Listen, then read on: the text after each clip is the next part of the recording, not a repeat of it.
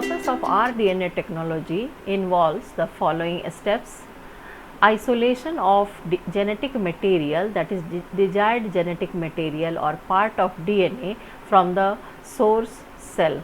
Then cutting of DNA at a specific location by restriction enzyme, so that we will get the gene of interest.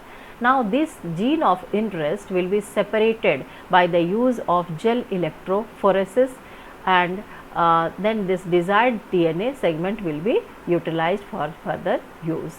Now this desired DNA segment will be ligated in the vector DNA. So suitable vector will be selected, and in the vector DNA this gene of interest will be ligated or joined by the help of the enzyme ligase, and in this way it will give rise to the rDNA or recombinant DNA.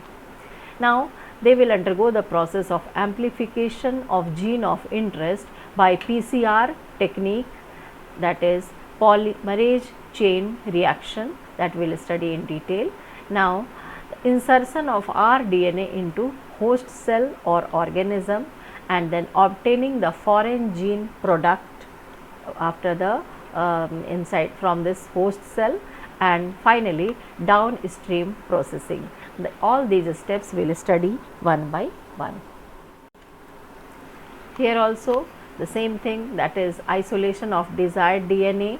Then both the DNA will be cut down by the help of restriction enzyme endonuclease.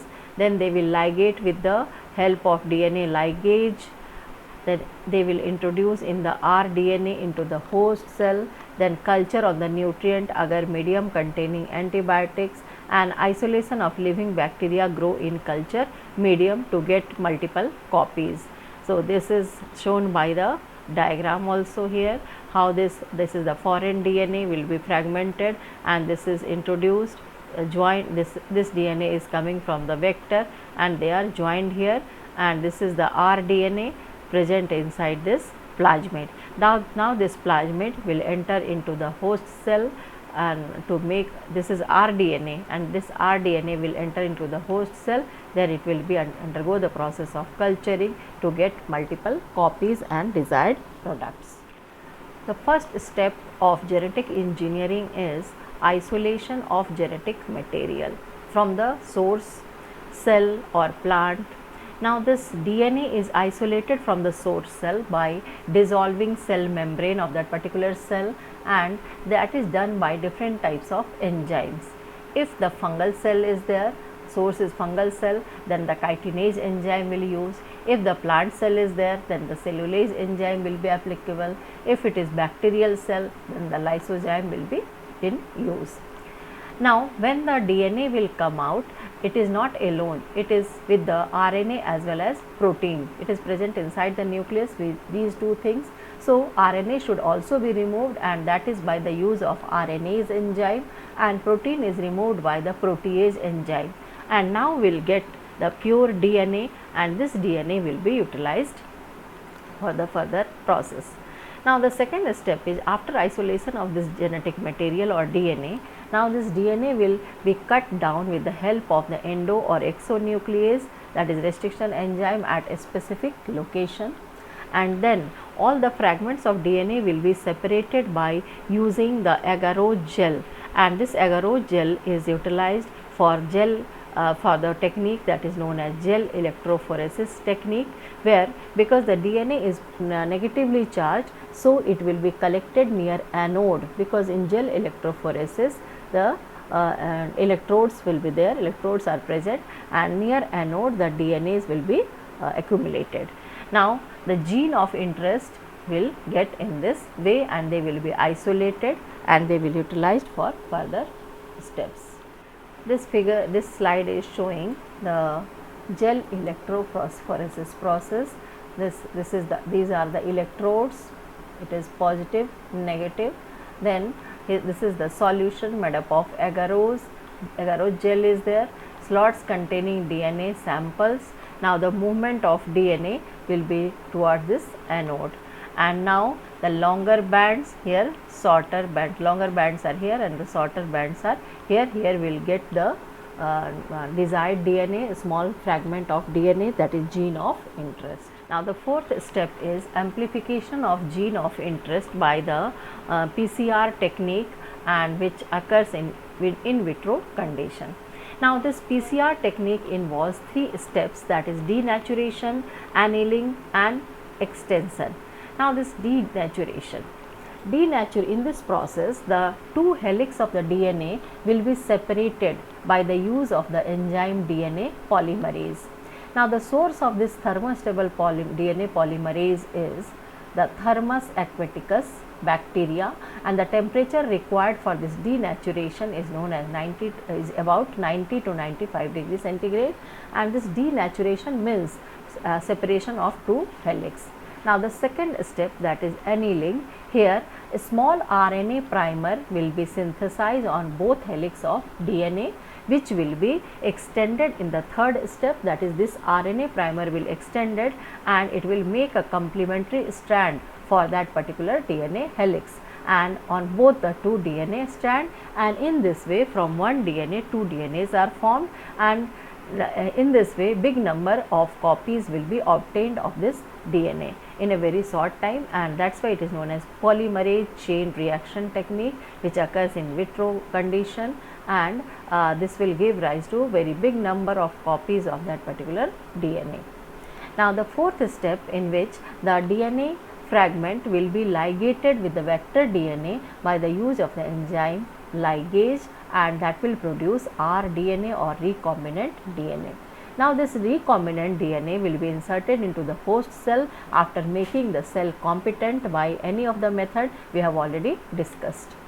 Then this rDNA will express in terms of R protein, that means they will form R protein, recombinant protein in the culture in high quantity, which need separation and purification for their further use. This slide is showing the requirements for PCR, that is DNA template, which segment to be amplified, then two primers, that is short segment of DNA, then which is about 20-25 base pairs long, then Taq polymerase enzyme, then deoxynucleotide triphosphate, the building block for new DNA strand, then buffer solution, that is a suitable chemical environment, divalent cations, that is magnesium ions, monovalent ions, that is potassium ions, and PCR machine, that is a thermal cycler.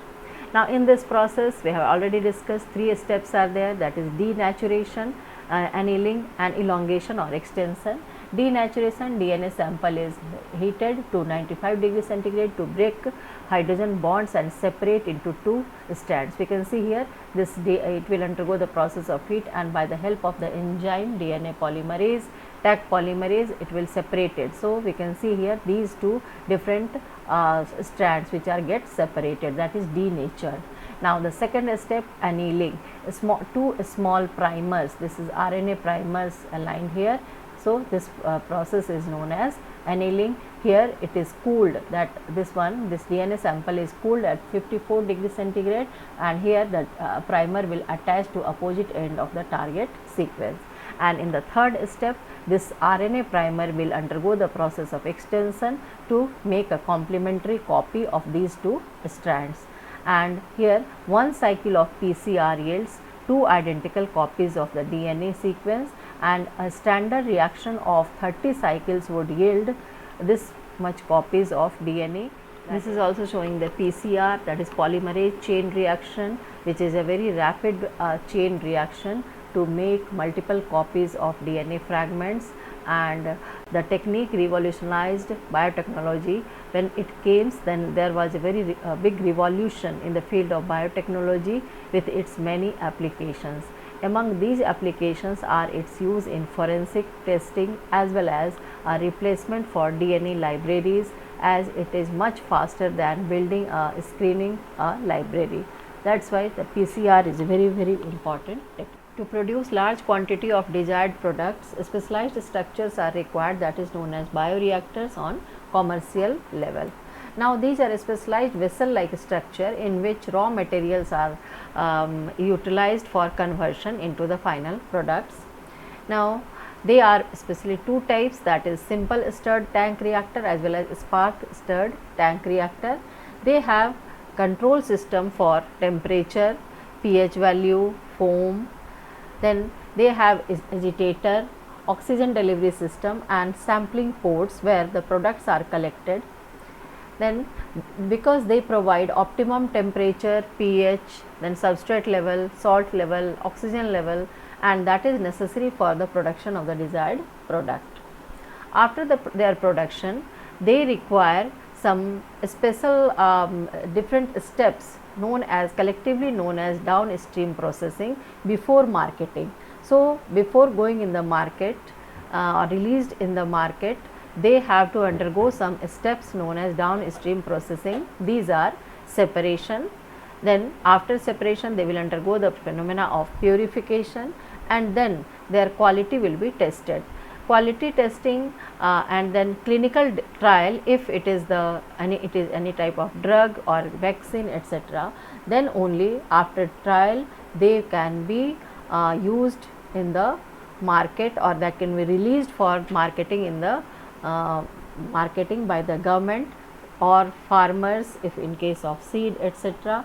So in this way all these steps required the downstream processing that is necessary for all the desired products. In laboratory, a small flask can be utilized for the testing of the culture or any making the product, but at commercial level bioreactors are required. In a case of laboratory, the cells harboring cloned genes of interest may be grown on a very small scale in the laboratory in flask, but in a bioreactor it can be grown cultured at very high level, that means they will give very high yields. Then in case of flask, very small volume cultures cannot yield appreciable quantities of product, but in bioreactor large quantities will be developed in bioreactors, and their volume may be 100 to 1000 times of culture can be processed, and in this way bioreactors are very useful for the products.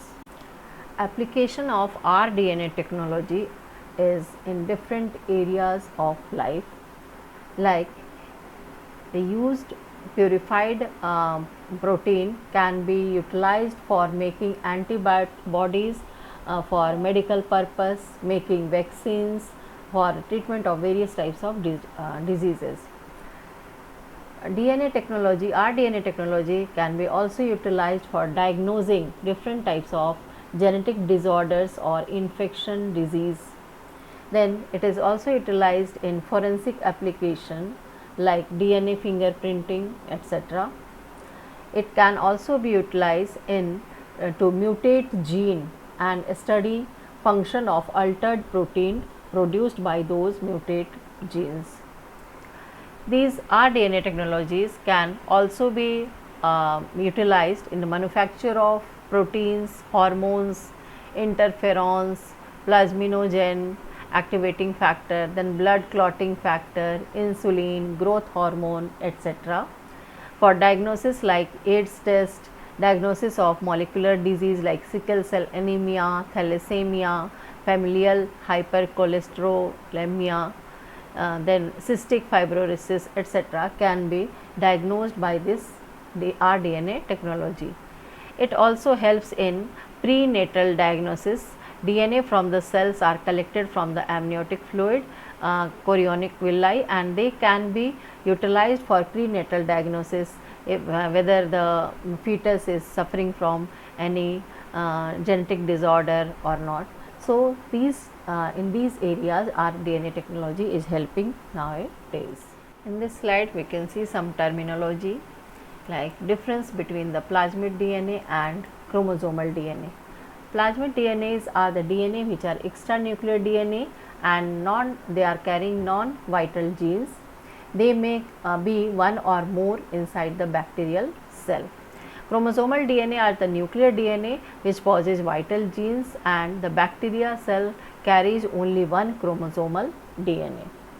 Now the nuclease, the class nuclease enzymes like that is nuclease, exonuclease as well as endonuclease, which are also known as the restriction enzyme. Exonuclease breaks DNA from the ends, whereas endonuclease cuts DNA from inside within the DNA. The separated fragments are small nucleotides, and here these are large nucleotides. The separated fragments cannot be used in genetic engineering, but here desirable separated fragments are used in genetic engineering. Now, the blunt ends and sticky ends.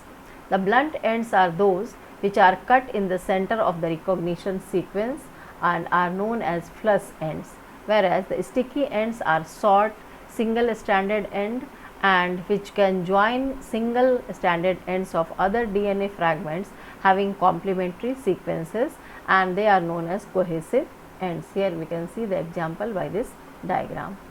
Now, yak and BAC. Yak means yeast artificial chromosome and BAC means bacterial artificial chromosomes. Both are utilized as the vectors. yak are used to clone DNA fragments of more than 1 MB in size and used in mapping large genomes like Human Genome Project, etc. And their insert size is about 2500 to 1000, whereas BAC used in to clone 300 to 350 kb of foreign DNA and are used in genome sequencing project, and their insert size is about 50 to 300.